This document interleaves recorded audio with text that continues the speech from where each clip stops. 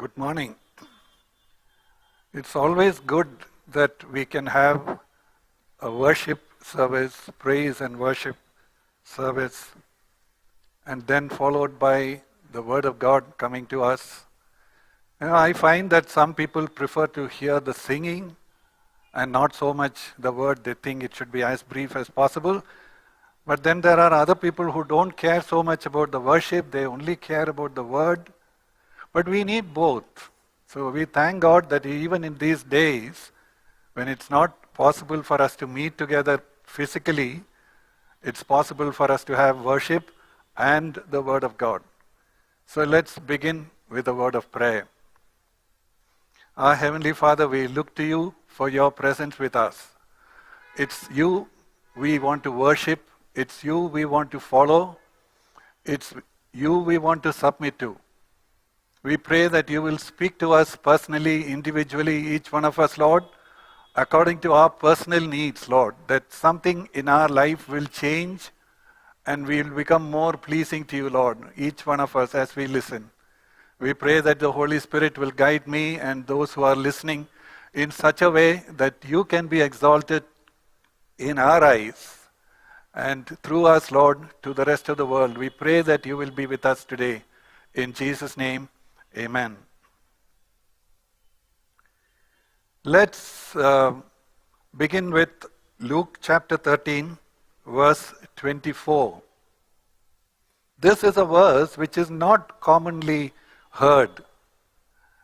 It says, "Strive to enter through the narrow door, for many, I tell you, will seek to enter and will not be able." This looks strange to the modern world, where the gospel is preached so freely and say, all you have to do is to come and raise your hand or sign the card or say, Lord Jesus, come into my heart and everything is fine. But here it says something else. It says you have to strive to enter through the narrow gate. And Jesus also says, many will try to enter but will not be able.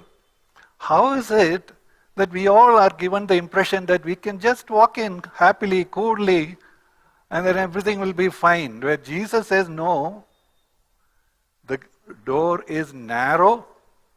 Maybe that's why it's very difficult to find that real door, because there are so many doors which are wide open. Come, come, everybody come. But here is a narrow gate, door, through which we have to enter.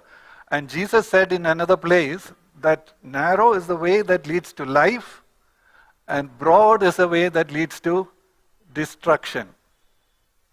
But people, when they want more and more people to come in, they make the door more and more wide, so that people can easily walk in, but that is not what this verse says.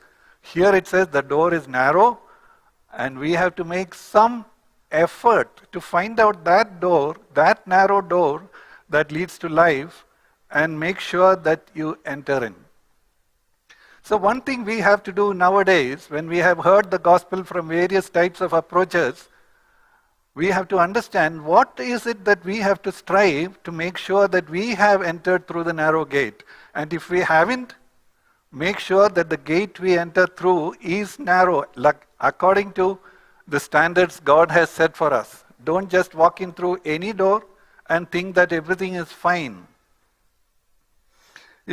John chapter 10, verse 1, Jesus says, "Truly, truly I say to you, he who does not enter by the door into the fold of the sheep, but climbs up some other way, he is a thief and a robber."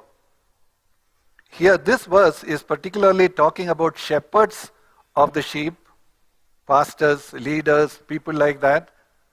But we can take this meaning even for us sheep. What we are saying is, there is a way through which we can enter into the sheepfold, but if we try to find a shortcut, climb over the wall somewhere, we will be in difficulty, because God says God doesn't want us to enter through any other door than the way Jesus has opened. Jesus said, I am the door.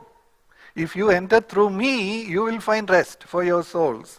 If we enter some other way, through some shortcut, where people are trying to make it easy for us to enter, we may not reach the right sheepfold. What is this narrow door that Jesus was talking about? It's very simple when we understand it. Let's look at some passages in the scripture to understand what it really means. Matthew chapter 4, verse 17, Jesus said, it says about Jesus. From that time, Jesus began to preach and say. What that time? After he was baptized in water, after he was tempted in the wilderness by the devil for 40 days. After that, he came out and started preaching. What was the first thing that he said? He said, repent, for the kingdom of God is at hand. If we remember, this is the same message John the Baptizer came with. He also said, repent, for the kingdom of heaven is at hand. Now, where do we hear this word repent in modern preaching? It all talks about come. Jesus wants to bless you. Jesus wants to save you. Jesus wants to solve all your problems. Come, everybody walk in. But the way to really walk into the fold of God is by repentance. The same message that John the Baptizer said and the same message that Jesus also came with. And when Jesus was, after he was resurrected, just before he was going to be taken up into heaven, he left the disciples with some instructions. One of them was Luke chapter 24, verses 45 to 47. Then he opened their minds to understand the scriptures, and he said to them, thus it is written that Christ should suffer and then rise again from the dead the third day, and that repentance for forgiveness of sins would be proclaimed in his name to all the nations, beginning from Jerusalem. Is that what is being preached all around the world, beginning from Jerusalem, all the rest of the world? What is being preached? Come, Jesus will bless you, Jesus will bless you. How few preach saying, repent. If you repent, that will give you forgiveness of sins. You can't get forgiveness of sins without repenting. So if this message is not preached, the door is made wide open, everybody can come in, all you need to do is raise your hand or something, then they are all given to believe, you are all children of God, everything is fine with you, you just wait for going to heaven one day. But then Jesus said, strive to enter through the narrow door. Many will try to get in, many will assume they have got in. But it's only a few that will actually get into this gate, into this door, because we have to repent. Another thing which I have said many times in the past is Matthew chapter 1, verse 21. This verse defines the mission that Jesus came with, without any ambiguity. It says, Matthew chapter 1, verse 21, she will bear a son, and you shall call his name Jesus, for he will save his people from their sins. To save us from our sins was the mission of Jesus Christ. Of course, he is compassionate, he heals the sick, he raises the dead, he casts out demons, all those kinds of things he does. True. But what was his mission? To save his people from our sins. If we are not focusing on being saved from our sins, but we are coming to Jesus because we want some blessings, we want a promotion, we want a healing, we want this, all that is fine. We can pray to Jesus for all those things, yes. But if we are not coming through the narrow gate and saying, Lord, I repent of my sins, I want to be saved from my sins. If I am not even interested in being saved from sins, then why do I enter this door? I think if I go to Jesus, Jesus will heal my sickness, he will do this for me, he will get a promotion, he will get married, he will give me a child. All these things are all fine, but all coming second level. The first level is, I want to be freed from my sins. Here is my Savior who has come to save me from my sins. If I don't come to him as that, a sinner needing salvation from sin, I might be, some people may think I'm exaggerating, but I might be following another Jesus, like Paul said. Another Jesus who is a goody-goody person who blesses, who never talks about sin, who never asks people to repent, turn away from their sinful life. You may be following another Jesus, not the real Jesus who came, the Son of God who came down, took the form of a man, died in our place for our sins. We may be following another Jesus. So we have to make sure that we strive to enter through the narrow door that leads to life. How do we know if we have repented properly? I thought of 3 different aspects or 3 different evidences to show that we have truly repented. And repentance is not a once upon a time act that we do. So and so date, I repented, gave my life to Jesus. No. If we have truly repented that day, that attitude of repentance will follow all our life. Every day we have something to repent from, because we still carry with us a sinful nature which makes us trip here or trip there. We make a mess here, we make a mess there. We are getting better and better every day, but there is need for a continual attitude of repentance all through our life. However holy God has made us, we still need time for repentance. So 3 aspects of repentance that I was thinking about. Number 1, recognize and acknowledge we are sinners in the sight of God. If we think we are good people, better than all the other people, or at least many of those people, I am better than all those people, and therefore God is going to be very happy with me, there is no repentance. We have not actually understood or seen who God is. Holy, righteous, without blame, without spot or wrinkle. That is the God with whom we have to do. And then when we stand in his presence, who are we? Sinners. Paul calls himself, wretched man that I am. If we don't see ourselves like that when we stand before God, we have neither seen God nor ourselves. We may have some nice ideas about God. He is like a grandfather sitting in the clouds, always showering blessings on us, and always loving, merciful, forgiving. No, he is also righteous. He is holy. He is just. He is impartial. He cannot do anything wrong. He cannot just simply overlook somebody's fault. We have to repent. And when we come to God the first time and subsequently afterwards, if we don't see ourselves as sinners in front of the holy God,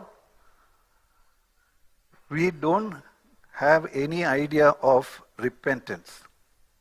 Number 2, we feel sorry for what we have done to this God who loved us so much that he gave the best he had, the only son he had, to die, suffer and die in our place. If we see that aspect of God, what do we feel? So bad that we hurt and grieved this God who loved me so much, who loved us so much. He gave everything he had to save us from our sins. And if we have been living carelessly, not bothered about God, carelessly disobeying God, neglecting God, ignoring God and all that, wouldn't we feel bad, sorry? We have hurt this God. Somebody has been so loving towards us and this is the way we respond to him. So that is the second part of repentance, feeling sorry for what we have done to this God. And number 3, this is very important because this is very much lacking in many people's lives. Determine not to do those sins again, but to be pleasing to him the rest of our life. Of course, we know we are weak. We are not going to be perfect just because we repented. We are not going to completely stop sinning the day after we have repented. No. We may fall. God has made provisions for that. If we confess our sins, He is faithful and just to forgive us our sins and to cleanse us from all unrighteousness. That is true.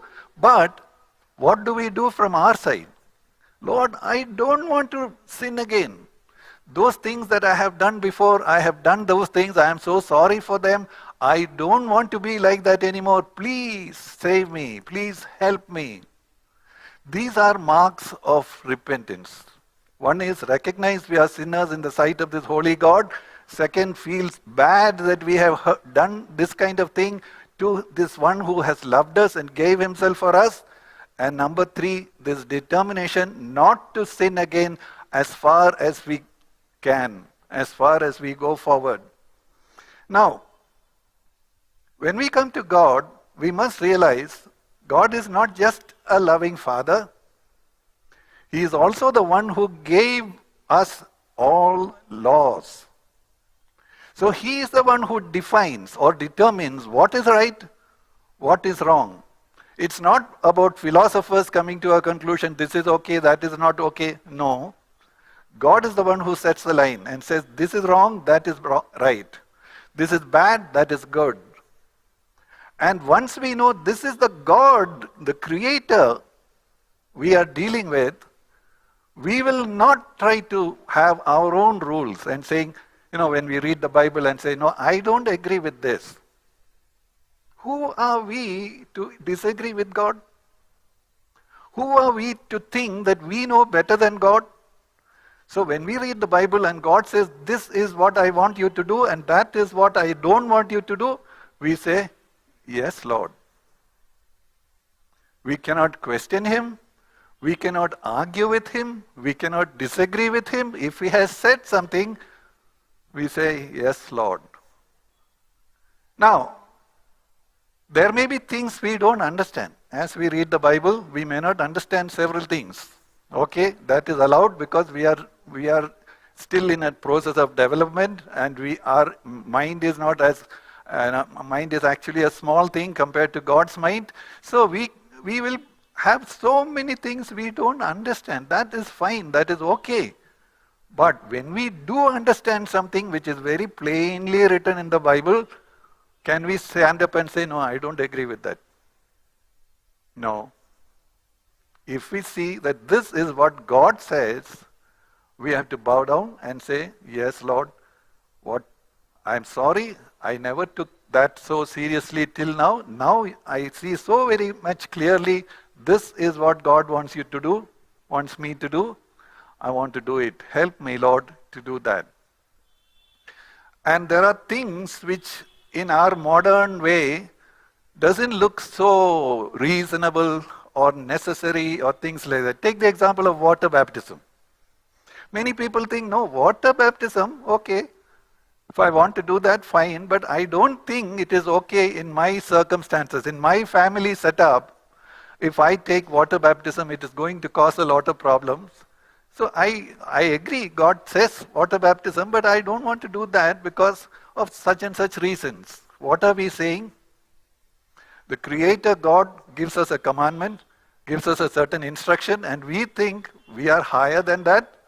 We decide what to obey God for and what we will decide on our own side. That is not a proper relationship with God. We are only created beings, small people. However big we may be in the sight of the world, we may be big leaders or big politicians or big officers or whatever it is. What are we actually in front of God? Small created beings. How dare we question God?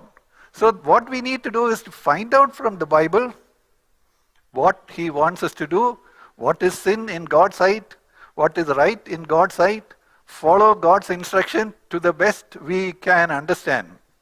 And if we can't understand, go to God and say, Lord, I don't understand this. And talk to more mature people, more experienced people. What do I do about this verse? What does God want me to do here? Because we want to do His will all the time. Is that how we live? Or we are looking at salvation as a kind of a life insurance? We take the policy by saying, Lord Jesus, come into my heart. And afterwards we know, Our place is reserved in heaven. Therefore, okay, that is taken care of. Now I will live, do whatever I like. And then when I die, God will take me to heaven because I have paid the insurance premium. Is that how we live? Don't we have to give an account to God for everything that we do, speak, think, intend, everything? So how careless we can be thinking that we are kind of a Lord. We have the right or the authority to read the word and choose what we will obey and discard certain other things like, no, that's not applicable to me. I think in these modern times, I cannot do those things.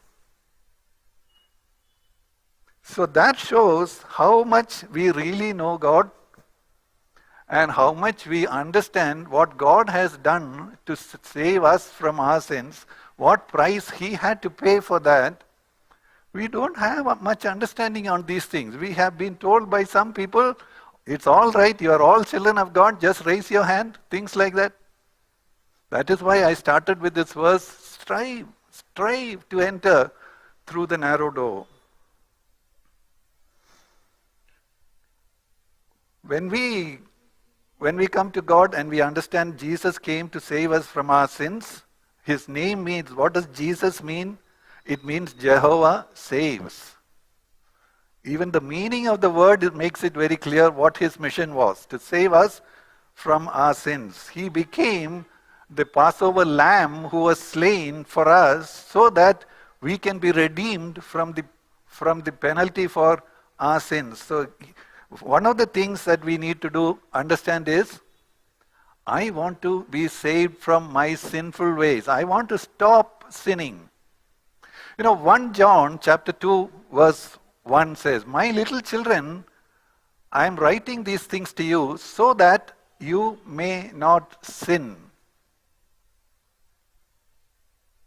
He is not saying so that I can take you to heaven, so that I can bless you and I can give you a job, I can give you healing and all these things. Those are all bonus or the other side benefits that we get when we come to salvation. But what does He want us to do? To be saved from sin, to stop sinning. Okay, so what is sin? Everybody knows that. Some people will say sin means disobedience to God. That is true. Some others will say sin means transgression of the law. That is also true. The laws that God has given to us, not just the 10 commandments, all the laws that God has given us, especially as clarified or amplified in the New Testament, those are laws which we have to follow. But we can also understand sin a little more broadly when we look at sin as living a life that is independent of God. We looked at it last week a little bit about this independence from God. What Satan tried to tempt Eve with was using these words. When Eve was tempted to eat from the tree of knowledge of good and evil, Satan said, your eyes will be opened and you will be like God, knowing good and evil. What was his implication? If you know yourself what is good and evil, you don't need to refer to God for everything. You can be your own independent, within brackets or within quotations, God. Satan, when he used to be called Lucifer as the chief of the angels, and he was above all the other angels, he thought, what else is remaining for me? Only God, who is above me. So he said, I want to become like God. And God recognized that and threw him out of heaven. That's how he became Satan or the devil. Now he is trying to give us the same spirit to the people God has created. So he comes to Eve right at the beginning of creation and says, Eve, you can also become like God if only you eat this fruit. This is the fruit of the tree of knowledge. Knowledge of good and evil. So you can become like God by eating this fruit. Eve didn't understand, she didn't understand all the implications. She took it because it looked attractive and looked delicious from a distance and all that. So she thought, it's a good thing to become like God, isn't it? So she ate that. So what happened is, she didn't know what Satan had in mind when he said, you will become like God. It's not what we understand. When we understand to become like God, become like Jesus, it means to partake of his character, to become more loving, more kind, more merciful, more forgiving, and all those things. That is what we mean when we say we want to become like Jesus. But that's not what Satan had in mind. He said, you will become like God in that way, in the way that you will become independent of God. You don't have to refer to God anything. You will know in yourself what is right and wrong, sufficient for you. So she believed that, and she ate that fruit and gave it to Adam also, and they became independent.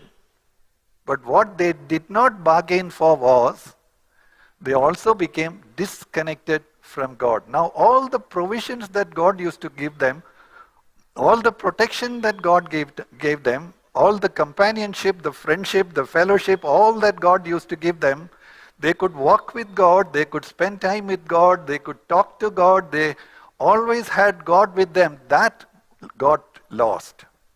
That was broken. This is something they didn't expect. Eve didn't expect. Possibly Adam also didn't expect that kind of thing to happen. But we are born in that kind of a situation. So now when Jesus wants to save us from our sin, what does he want to do for us? He wants to bring us back to be connected to God.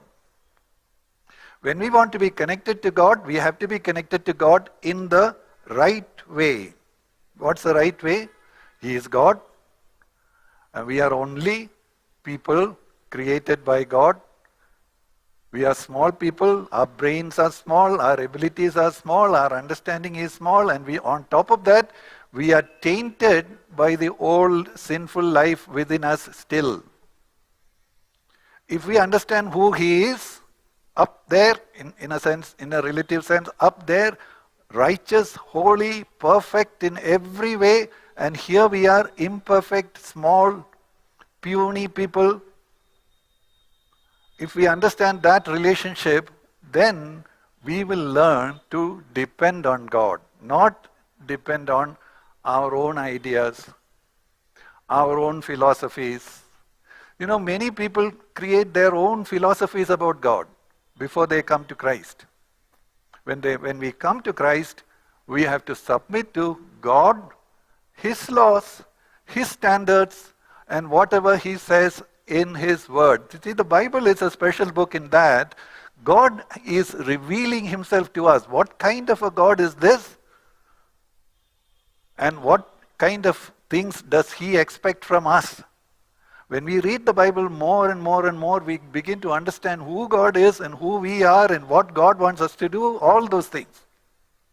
So when we are born again, when our sins have been forgiven, God has accepted us, made us children of God, what do we then do? We want to follow him, we want to obey him, we want to submit to him, we want to do whatever he tells us to do. And once we have that idea in our mind, and when we read the Bible and we come across a verse, this is what God wants you to do, what should we say? God has said it. That's enough for me. I have to do it. Not argue about it. Lord, does it apply to me really? Or can I palm it off to Israel or palm it off to somebody else in that particular church or any such thing in the New Testament?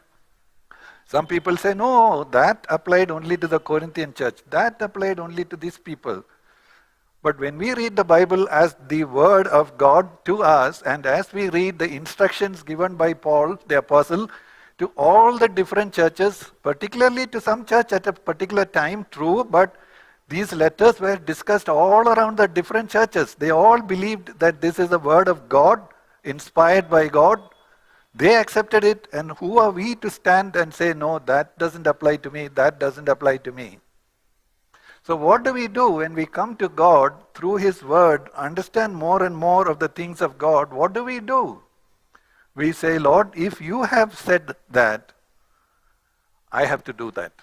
No matter what my family members will say, no matter what my society will say, no matter what my country will say, no matter what my boss will say, you have said this, you are my God, and I am only a created being. This is what you have said, and that is what I have to do. That is how we come to this realization. For the rest of my life, it's no longer about what I want or what I like, but it's only about what God wants for me. Have we come into that kind of a relationship? Or do we still think of God like the genie in Aladdin's story? You just rub the lamp, genie will come and say, what do you want me to do, master? And we say, we want that, we want this. Do we treat God like that? As if we are the master and he is only like a genie to help us to do whatever we want him to do? We've got it upside down. We are the created beings. He is the creator God. When we understand this is what God wants us to do, that settles it. We don't have to argue about it. If it is not clear what he is writing there, he is saying there, then we can discuss with other people, more mature people and all that. But once the meaning is clear, then we should not have any other option to consider. This is what you have to do. That's it. And that is a mark of those who are really repented, those who have really repented and been born again. Let's read a couple of verses. 2 Corinthians chapter 5, verses 14 and 15. For the love of Christ controls us, having concluded this, that one died for all, Christ died for all, therefore all died. That means we gave up our own life because he purchased us from the hands of the devil. Verse 15. And he died for all, so that they who live might no longer live for themselves, but for him who died and rose again on their behalf. So what is the takeaway from there? No longer for ourselves, but for him. Does that characterize our life? We say we are Christians, we say we are children of God, we are disciples of Jesus and all that, but is this what characterizes our life? That in our heart, in our mind, the goal is what he wants, no longer what we want. Not what pleases us, but what is pleasing to him. That is a true mark of a person who has come to a proper relationship with God. Seeing God for who he is, seeing ourselves for who we are, taking that position, that is God, this is only me, Paul and others used to call themselves as bond slaves of Christ. They had given up their own rights to make choices for themselves. They gave up their independence from God and chose to be dependent on God. And Jesus himself gave an example. He said, not my will, but yours be done, O Lord, O Father. And that should be our characteristic as we live on this earth. Jesus himself, it's written about Jesus. Hebrews chapter 10, verse 7. Then I said, this is Jesus saying, then I said, behold, I have come. In the scroll of the book it is written of me, to do your will, O God. Jesus said, when I came from heaven, my duty, my role, my goal was to see what is written about me in the book and then do that. Is that how we live? To see what is written about us in this book, the Bible, and then do that. Is that how we live? Or after having paid our insurance premium and we are settled down for thinking that we are going to heaven finally anyway, we continue to do our will and say, Lord Jesus, please bless me. You know, even in Christian organizations, this is surprising. They sit together, the committee sits together and makes a plan for themselves, and at the end of the plan, they say, Lord, bless us. So they make their plans and they want God to bless them. Is that how we also live as individuals? We make our plans. We decide who we will get married to, irrespective of what God says. God says, for example, don't get married to unbelievers. No, no, no, I like this person. That person is much better than the believers I know. Therefore, no, what am I saying? I am saying God doesn't know what He is saying. I know better. Is that how we have to live in everything in this world? Whatever decision we have to make, whether it's for going for a certain type of job, course. I want to do this course. Have we taken the trouble to ask God, Lord, I am at this time, I have passed the 12th examination, now I want to know which way I should go, which degree I should follow. Do we ask God, Lord, guide me. You have a plan for me. You show me which way I should go. Or we make our own decision and say, Lord, help me to get admission to that college. Is that how we live? Independent of God, wanting Him only to act like a genie, to meet our requests, our requirements? No, we need to come to this place where we say, you are Lord. You are the master, you are the owner, you are the creator. I am only a small person.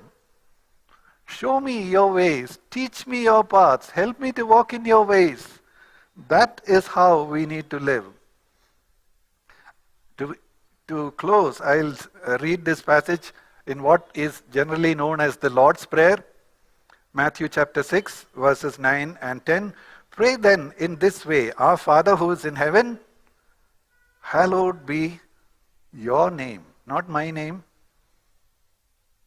Hallowed be your name. Your kingdom come, your will be done on earth as it is in heaven. Is that the characteristic of our prayers? That we care more about God's will being done than our will being done? Have we come into this relation of dependence on God so much that we say, not my will, but yours, all through our life? Not just in difficult situations like the Gethsemane. Whether we make any decision in life, do we put God first? That His will should be done? He has a plan for my life, and His plans for me are for my welfare, not for calamity. And He is always wiser than us. His plans are always better than our plans. The best plans that we can make, His plan is still better than our plan. Knowing all that, can we bow down before God and say, Lord, let your name be glorified, let your will be done, let your kingdom come, and what do you want me to do? Because we know God has a plan for each one of our lives, not only with respect to our earthly life, also for ministry. Ministry means what? Not becoming greater and greater and greater in front of other people because of our talents and abilities and all that. Ministry means to serve other people. Do we want to serve other people? Then we will say, Lord, what do you want me to do? You know me. These are my small abilities. I have so many limitations. This is me. What do you want me to do? And God has a specific plan for each one of our lives. The only thing we need to do is to go to Him and say, Lord, what do you want me to do? Instead of making my own plans and saying, God bless me. No. So I hope we have learned something today. I hope that this will be a point of great change in our attitude and our outlook of life, our ambitions in life. You know, before I close, let me just quote this example. In the world, you look around. What do people teach others? Dream. Make a big dream big. Fulfill your dreams. Don't settle for small things. Big dreams. And go to the ends of the world. Enjoy and see this thing and do that thing and all that. Instead of that, what do we have to do? Come to God and say, Lord, here I am. Thank you for sending your Son to die in my place so that you could save me from my sinful ways. And what is the sinful way? When I have been living independent of you for all these years. Now I want to repent and I want to come to you and say, Lord, help me to be your slave, your servant, to always have this goal in my mind, Lord, not my will, but yours be done. May the Lord help every one of us today and for the rest of our life. Shall we pray? May the love of God, our Father, the grace of our Lord and Savior Jesus Christ, and the fellowship of the Holy Spirit be with each one of us today and for the rest of our life, every day of our life. In Jesus' name we pray. Amen.